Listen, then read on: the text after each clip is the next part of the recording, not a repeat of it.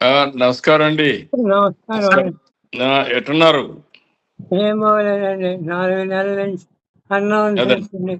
ఏమీ లేదండి. తింటలేదండి. అదేనా? ఘన పదార్థాలు ఏమీ తింటలేదండి. ఇది గణపదాలు అదే అమ్మా. బాబు ఎక్కడ చూపి జిఎస్ఎల్ స్వతంత్రాలో చూపించామండి.